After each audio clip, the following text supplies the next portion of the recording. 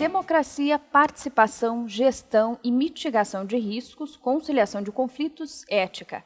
Tudo isso está na base da boa governança no Brasil e no mundo. E é sobre este assunto que a gente conversa agora com Alexandre Di Micheli. Alexandre, por que a governança é tão importante para a vida em sociedade? Bom, a nossa vida depende das organizações às quais estamos inseridos. Essas organizações são as empresas onde trabalhamos, no caso aqui do evento, as entidades fechadas de previdência complementar e no âmbito maior, próprio país onde estamos. E qualquer organização tem a sua forma de governo, que pode ser mais ou menos autocrática, mais ou menos baseada em regras, mais ou menos formalizada, pode ser um modelo de governança que induz a bons comportamentos ou pode induzir a comportamentos antiéticos. Então, a governança diz respeito ao sistema pelo qual as organizações são dirigidas e controladas. E, portanto, esse é um tema que tem que ser discutido por qualquer organização e isso, por sua vez, vai afetar a todos nós. Quer dizer, se você vive em um ambiente onde as organizações são bem governadas, esse ambiente naturalmente tenderá a tomar melhores decisões ao longo do tempo, não só do ponto de vista de desempenho, do ponto de vista de eficiência ou de competitividade, mas também decisões mais éticas. Ao passo que existe o outro lado da moeda, que é, se você estiver em um ambiente onde as instituições, onde as organizações são mal governadas, nós todos vamos sofrer as consequências disso e acredito que esse momento que estamos vivendo no nosso país ilustra bem a importância desse tema. Estamos passando por um momento de grandes casos de corrupção, como a Operação Lava Jato, no caso do estado de São Paulo, os problemas com as linhas de metrô, com as licitações de metrô, questões associadas, por exemplo, a fraudes em muitas empresas que inclusive abriram seu capital, como o Banco Pan-Americano, Banco Cruzeiro do Sul, enfim, problemas com a evasão fiscal, não só de pessoas físicas, mas também de organizações. Por exemplo, hoje tivemos aí mais uma etapa dessa operação Zelotes, que é uma operação gigantesca que envolve muitas organizações de grande porte.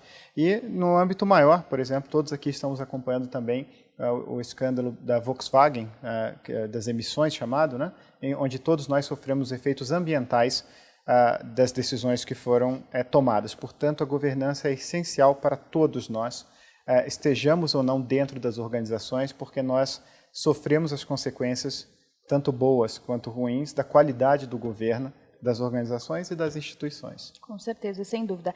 Então, como detectar quando é preciso fortalecer a governança institucional? Bom, a governança sempre precisa ser fortalecida, porque esse é um tema que ele não é estático.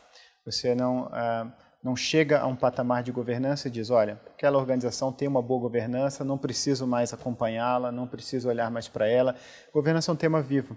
É a forma como as decisões são tomadas no dia a dia, é a forma como as pessoas cumprem ou não as regras do jogo, como elas incorporam ou não questões de ordem éticas nas suas decisões, é a forma como a organização reporta o que está acontecendo para os seus públicos externos, e isso diz respeito à qualidade das informações prestadas, a tempestividade, enfim, a transparência de uma maneira geral. E, portanto, a governança, digamos que é uma batalha que nunca está 100% vencida. A gente tem que sempre aprimorar. E acredito que esse é um momento bastante oportuno para falarmos sobre esse tema da governança, porque ele surgiu no mundo, né, com essa roupagem do tal do corporate governance há 30 anos. No Brasil, este ano de 2015, estamos meio que celebrando 20 anos do movimento da governança no Brasil, que inclusive é o aniversário do IBGC, que é o principal instituto dedicado ao tema. Então, houve avanços nesse período, mas em função, inclusive, dos exemplos que eu elenquei na pergunta anterior, há muito, muito ainda a ser feito. Então, governança ele é um tema-chave para todos nós e acredito que, dentro de qualquer organização, é um tema que precisa sempre ser debatido e aprimorado. Nós temos aí uma jornada de governança em cada entidade, em cada organização. A grande exposição institucional e individual em relação à falta de governança causa que tipo de danos? Bom, eu também acho que eu elenquei alguns, né? Causa prejuízos de diferentes naturezas, né? Tanto prejuízos econômicos, prejuízos ambientais, prejuízos sociais. Então, por exemplo, quando você tem uma organização que é mal governada, no final das contas, essa organização entra em colapso você vai ter, por exemplo, desemprego, você vai ter menos investimentos, menos crescimento, e acho que, novamente, o caso da nossa maior companhia, que é a Petrobras, ilustra bem isso, né? Problemas de governança causaram um retrocesso grande, e uma companhia que vinha num processo de expansão, crescimento, investimento, agora está num processo de desinvestimento e quase que sobrevivência. E, portanto, problemas de governança no âmbito individual e no âmbito organizacional causam esses impactos enormes para todos os seus chamados stakeholders, públicos de interesse. E é importante enfatizar que a boa governança ela vai muito além de um comportamento individual, quer dizer, foi uma culpa de determinadas pessoas que tomaram decisões erradas ou que agiram de forma má do ponto de vista de intenção. E, na maioria dos casos, dos grandes problemas de governança, o que nós temos é um resultado de um ambiente organizacional, de uma cultura organizacional bastante tóxica e que acabou fazendo com que muitas pessoas ao longo do tempo passassem ou a tomar decisões antiéticas e ilegais ou a se omitir em relação a essas decisões que elas observavam no seu dia a dia. Portanto, esses impactos negativos nós não podemos realmente aceitar. Então, aproveitando a sua resposta, quando aparecem os problemas, Sim. Como recuperar a imagem, a confiança e a credibilidade quando se compromete a governança? Acho que você tocou na palavra-chave, que é confiança.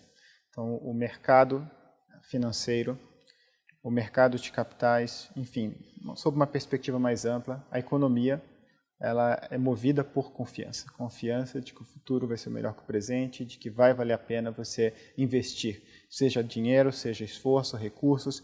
E quando você não tem confiança, você, enfim, passa por um processo que vai tendo exatamente o efeito contrário. Então, vamos pegar o caso aqui das entidades fechadas de previdência complementar. Essa é uma indústria que depende intrinsecamente da confiança no longo prazo. Eu vou colocar meus recursos para eles serem administrados por um horizonte temporal bem longo para que, ao final, eu possa oferir os benefícios. Então, eu tenho que ter confiança nesse sistema.